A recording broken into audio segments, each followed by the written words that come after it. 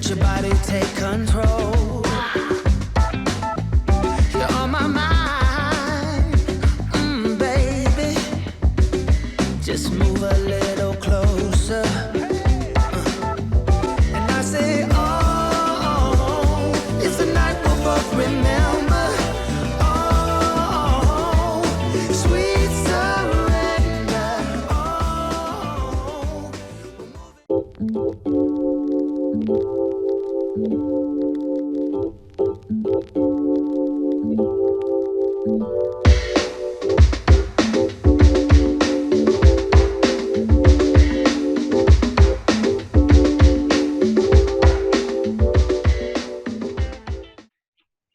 Hi Charlene.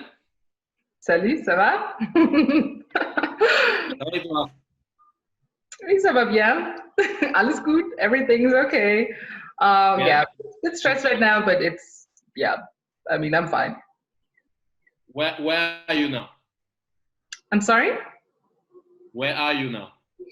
Right now, I am in Chicago, in Ravenswood, my neighborhood, and yeah, I still live here, but I am transitioning right now to, going back to Germany, yeah, due to the Corona crisis and everything. So I'm planning to move by the end of May, and I'm still packing and getting organized, and yeah, that's what's happening right now. How's the lockdown for you? How do you live the lockdown?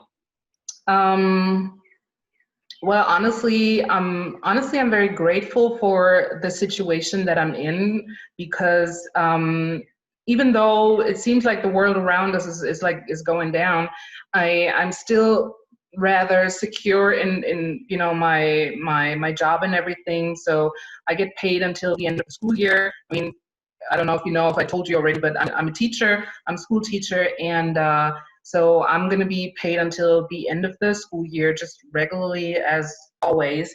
And we do remote learning, so basically we do everything online. And it's different for sure, and it's a trial and error phase for everybody. But so far it has been very good, and the parents are very supportive, and we as a staff are very, very supportive of the students and parents and everything. We're a good school community.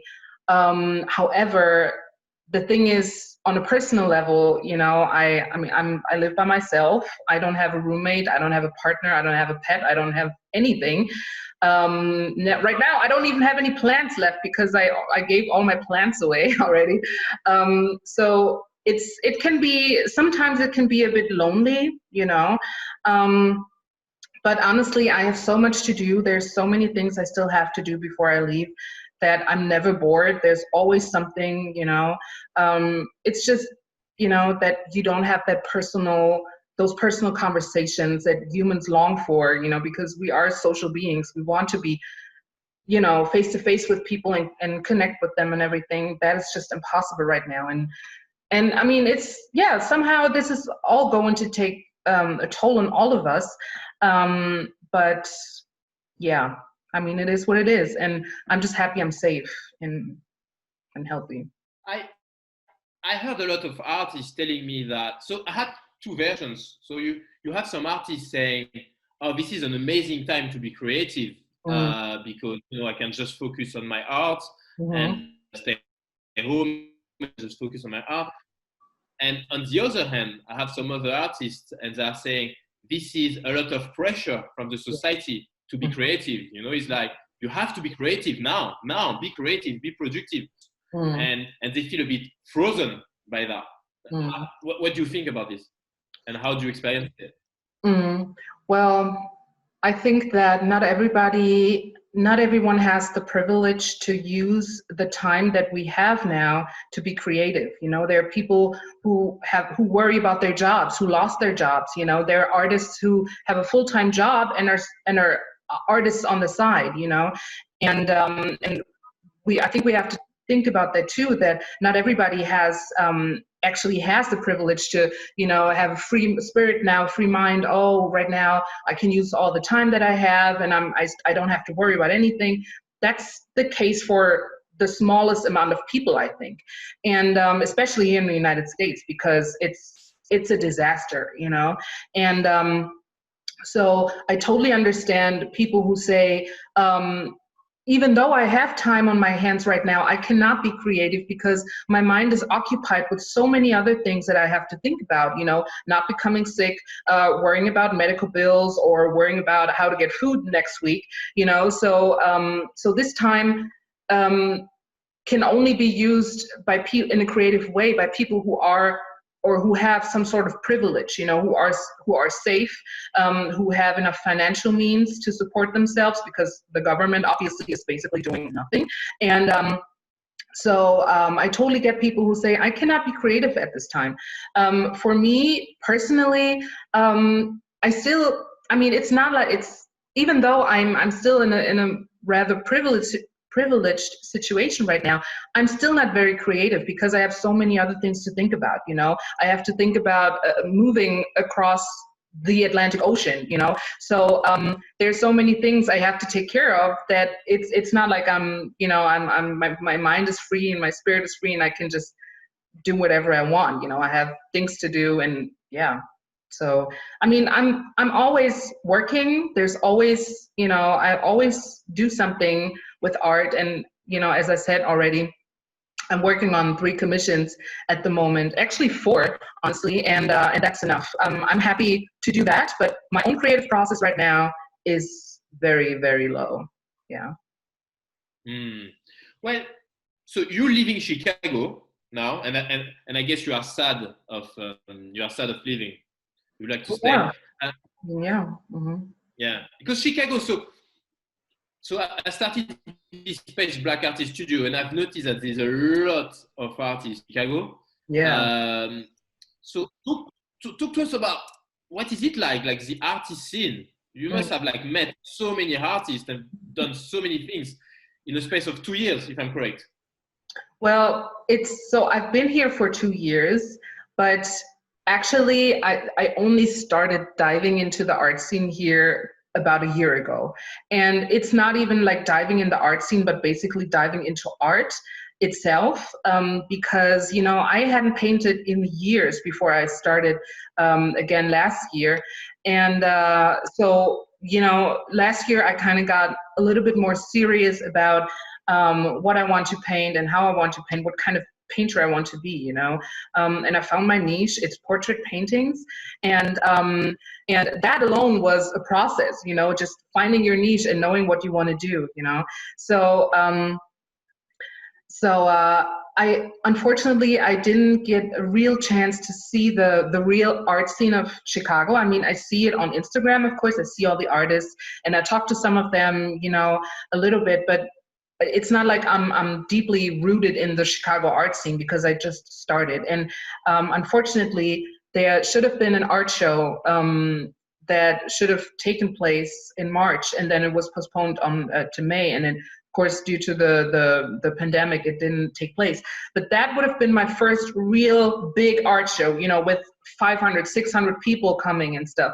And but unfortunately, it didn't happen. And now it's postponed to the end of July, and I can't participate because I'm going to be in Germany, you know. So that would have been a great chance to meet other fellow Chicago artists, and, you know, and also collectors, you know, people who are interested in Black art and everything. And it was for Black artists, you know, it was a Black artist art show. So that would have been perfect for me, but Nice. Yeah, it is what it is.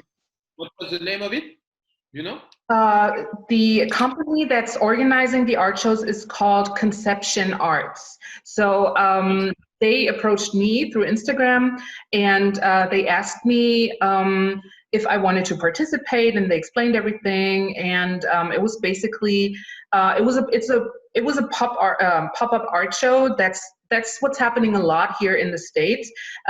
So it's not like an art show has to be in an art gallery.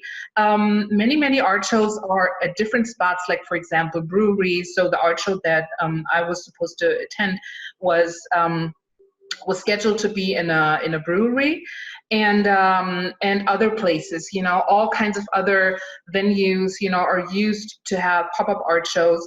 And yeah, I mean, it's awesome. I love it, and I wish I could have participated. So do you have an art background? Did you study art? Did you go to an art school to be able to do that?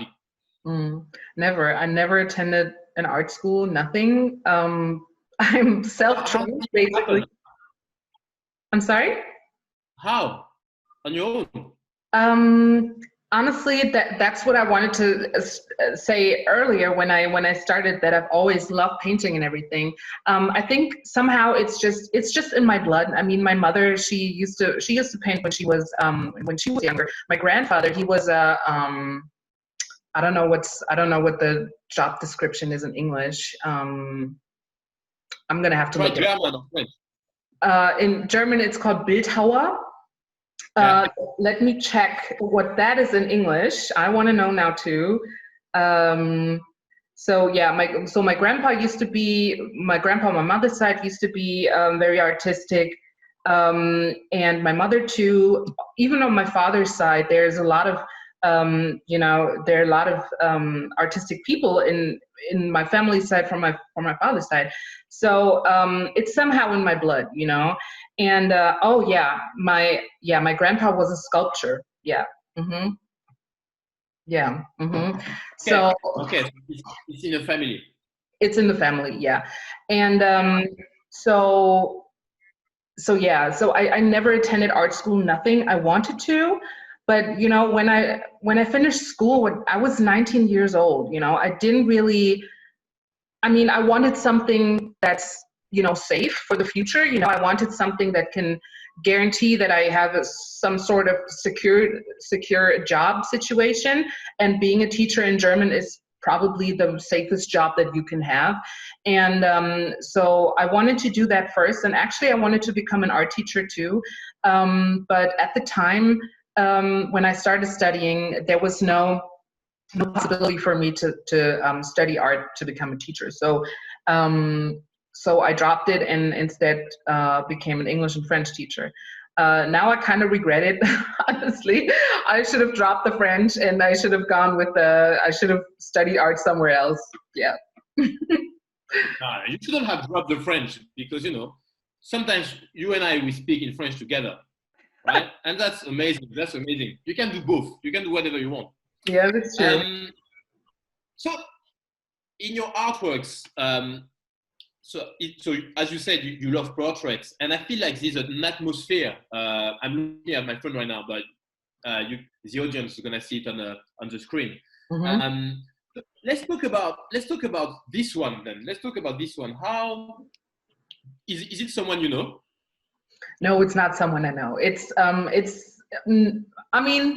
I mean, there's some people I painted that I knew, but that person I do not know. It's basically just a picture of a person I saw on Instagram, and you can see it when you follow certain hashtags, it always pops up. And unfortunately, the model, he is not on Instagram anymore because I would have tagged him in the picture, in the painting, but he's not online anymore. But anyway, it's not something I know. I just like the picture. So basically, I always I'm inspired by pictures I see on Instagram or the internet, Pinterest, whatever. And then I take the picture, I print it out, and then I just paint it the way I like it, And so yeah, and that particular picture, that particular painting, I mean, was the first one I actually did since I started painting here in the United States.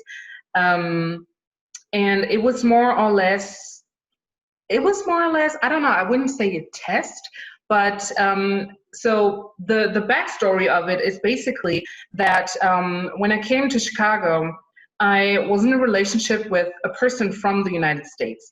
And so actually right before I came here, I broke up with that person.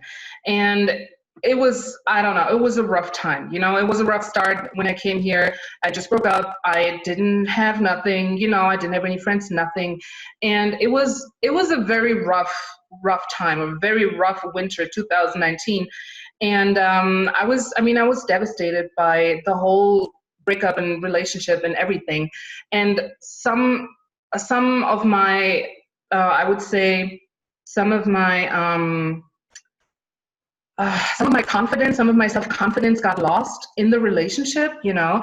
So I was doubting myself constantly all the time. Like I felt like I was the dumbest person in the world, like I was stupid as fuck for coming to the United States, you know, and I just thought I made the wrong decision, you know, and I just felt so stupid and just, you know, I was just not confident. And so after a couple of months, That's my dream, by the way. I'm sorry? That's my dream, to come in the United States for a year, you know, like you did. It's amazing. It's Yeah, amazing. I mean, I don't have a visa. I cannot. yeah, I know. But, you know, at the time, it didn't seem so great to me. To me, it just seemed like I lost everything and I just made the dumbest decision of my life. And so after a couple of months, I turned everything around and I was like, you're not stupid. And this was not a mistake. You know, there's a reason for it. And there's a reason for you to be here, and you're going to find your purpose, you know? And so what I did was, I was thinking about, okay, how can I turn this around? How can I gain or regain my self-confidence that I naturally have? You know, I'm a self-confident person by nature, and I was never afraid of anything. You know, nobody could tell me anything. And so I was like, okay, I'm gonna have to work on that. I'm gonna have to start working on this. And then I was thinking, okay, what are the things that you have wanted to do in a long time, but you never did, that gave you a good feeling, that made you happy, that made others happy, and, you know, that just gave you some sort of, I don't know, some sort of confidence. And then I was thinking about painting. I was like, you have to start painting again. That's what you have to do. Why don't you just try? And then, you know, I went on Amazon, I ordered an easel, paint, brushes, everything, canvases. And then I just started, you know, and then I basically just started one day.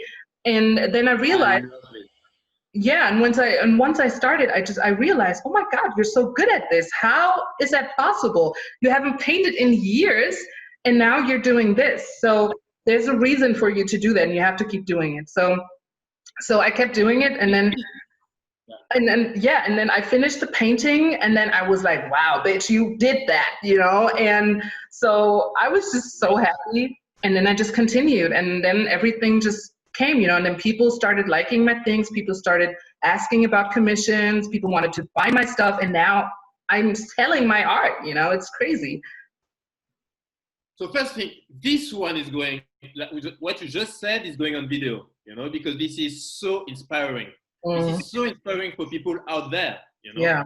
For all the people thinking, I'm not good enough at writing, you know, I want to be a writer, but I'm not good enough, or I'm not good enough at drawing or doing paintings, or expressing myself, you know, I'm just bad at this, right? Absolutely. And this is amazing. Yeah. Yeah, and just look at these artworks, and just like, you know, you started a year ago. Like, when did you start your Instagram page? A year ago? About a year ago, yeah. About a year ago, and it's amazing. You know, I saw it straight away. Yeah. This is why he made you.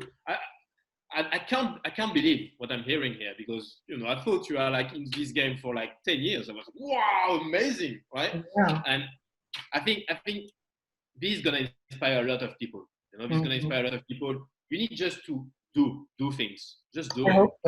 I hope so. I mean, even better if I can inspire people to do what they love, because you know, especially when it comes to art and being artistic, there's a lot of self-doubt involved, you know. So I'm always my biggest, you know, I'm always the person who criticizes myself the most, you know, and I think that's the reality for a lot of people. You know, you always criticize yourself for everything, and especially as an artist, you know, you worry about, is somebody going to like my stuff or not, or what's going to happen, what are people going to say about the things that I paint? You know, there's so many other things I would like to paint, but somehow in the back of my head, there's still, you know, this notion, you know, what are people going to think, even if it's very small, because usually I don't give a shit what people think. But, you know, as a person who's working as a teacher, you know, and people eventually, or parents or students or whatever person eventually seeing my art, Also what you paint is also somehow, I don't know, you kind of like expose yourself to the world, you know, because art is always something personal. Music is always personal.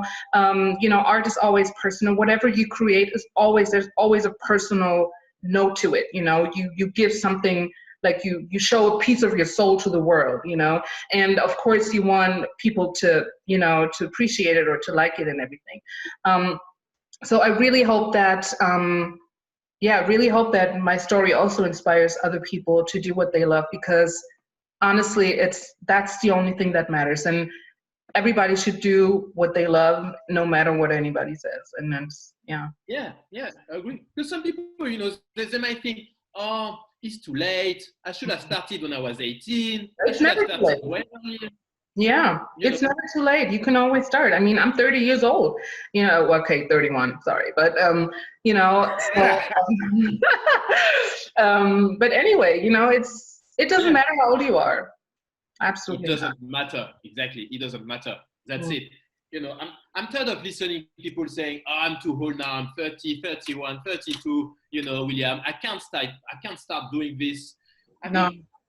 I think people, they think being an artist, it's about being a professional artist, you know, like as like they need to earn money, when actually doing that for yourself, you know, it's just for yourself. Just do it. It's for you. Exactly. You're gonna make you happy. It's not too late. It's not too late to learn. You're not dead yet. You know. And there's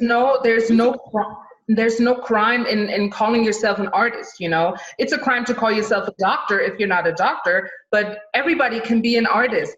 You know, everybody can be an artist. And as soon as you found or find your creative niche, then you are an artist, and nobody can say anything about it. You know, I know the feeling, and I know how hard it is to actually accept the title artist when, if somebody asks you, so are you the artist? Did you paint that?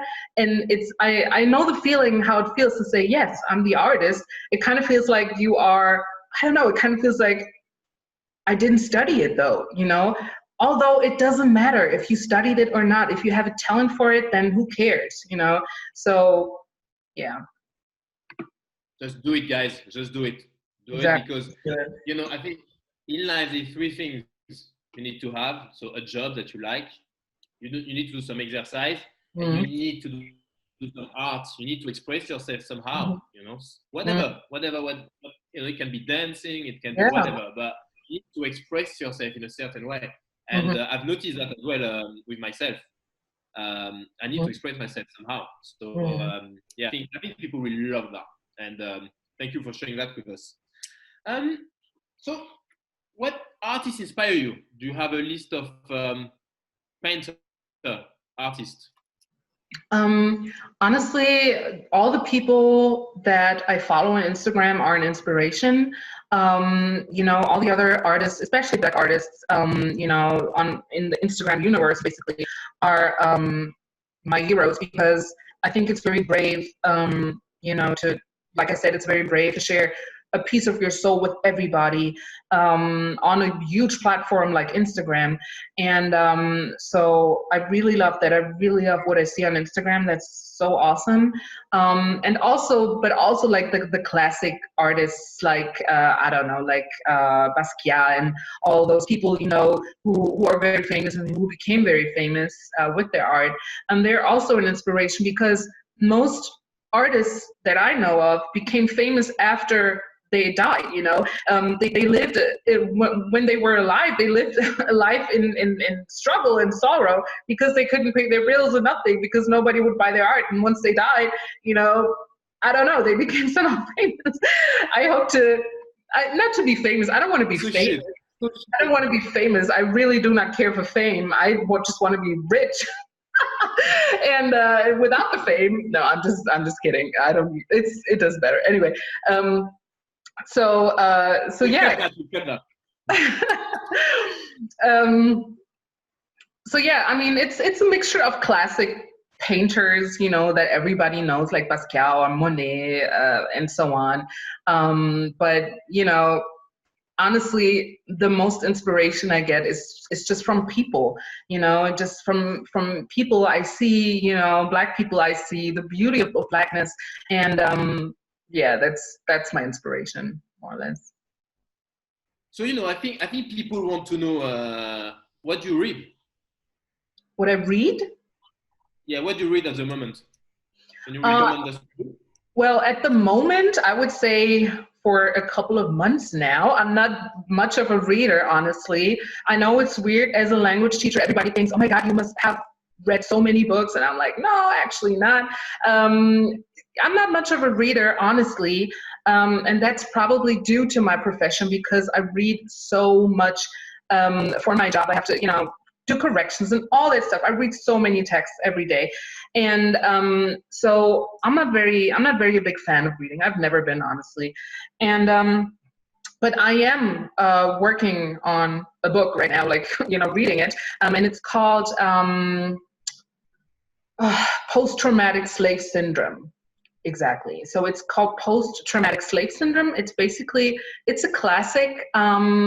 It's written by a female Black professor who specializes in, I think, in psychology or sociology or something.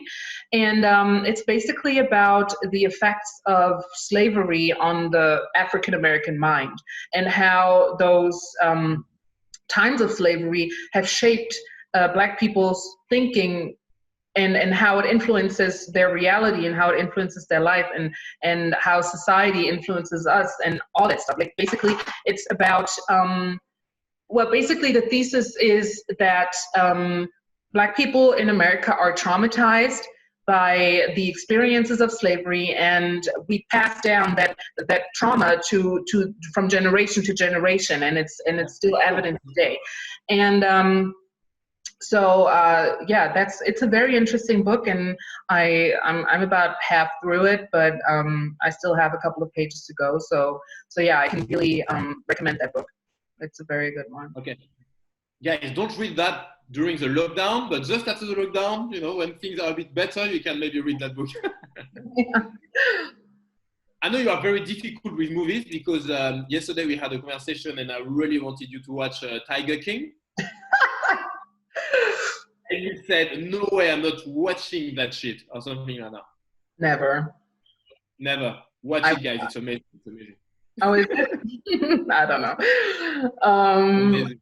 Well, so what do you watch then? What do you watch at the moment? Well, at the moment, I'm watching the new season of Insecure, and I soak up every episode, and I'm just so happy that it continued, because Insecure is like, basically, it's a show about, Black people in their 30s, like our age, basically, that have to do. I'm 21.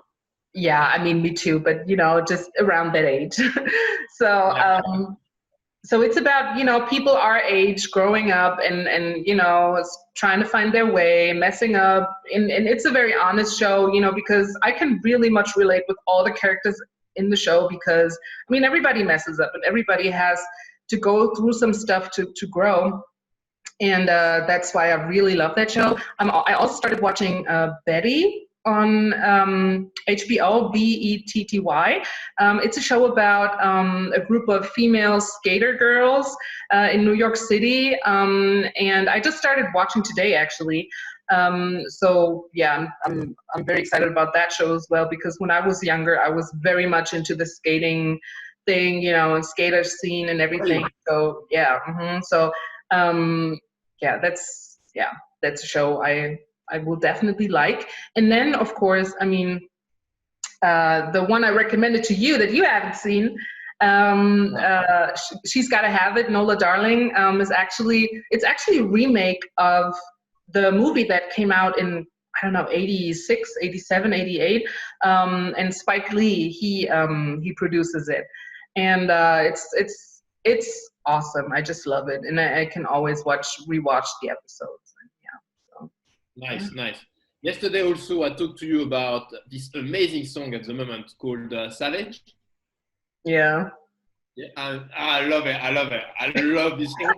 And there's a remix, guys, with Beyonce as well, which is an amazing remix. I love it.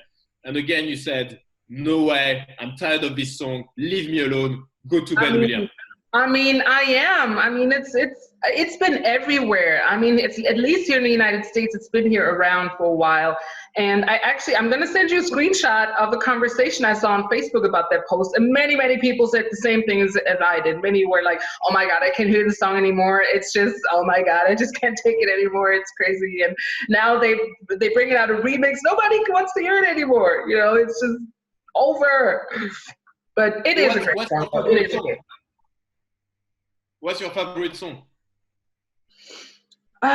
It's so hard to pick a favorite song when you listen to so much music like I do. It is so hard. Honestly, I don't have a favorite song. I can send you a playlist of my favorite songs, but I really like the music of the band The Internet. I don't know if you know them. They are super great. I saw them here in Chicago and the House of Blues last year. No, actually, it was in 2018, actually, not last year. And they are just amazing and just so awesome. I just love The Internet. And the person, there's one member in the group, his name is Steve Lacy, and he's also a solo artist, so he also makes his own music, and I also just love his music. So basically I'm very much into like alternative R&B,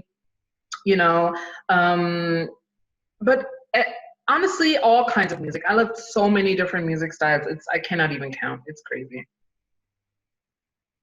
Nice. We're gonna have all of this at the end of the video, so people can, have a little soul music from you. Yeah. Thank you very much, Charlene, for this interview. It was really nice to talk to you. Of course.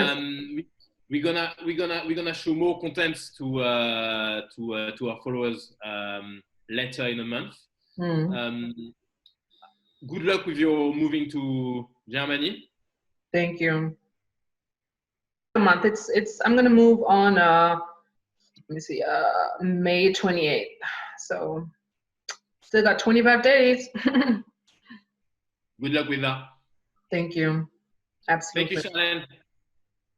Merci. Bye bye. Bye. Ciao, ciao.